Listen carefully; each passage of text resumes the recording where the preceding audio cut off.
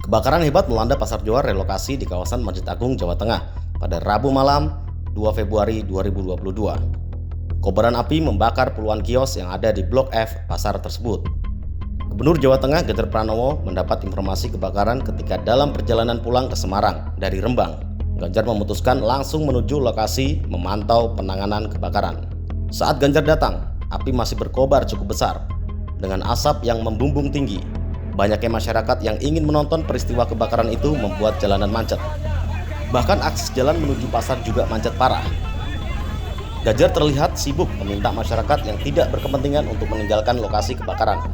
Ia juga sibuk berkoordinasi dengan petugas pemadam untuk mempercepat pemadaman. Tak hanya soal pemadaman, Ganjar juga mengatakan sudah berkoordinasi dengan Wali Kota Semarang, Hendra Prihadi, terkait penanganan korban kebakaran. Dari Semarang, Jawa Tengah, Udin Seroji, awal.id.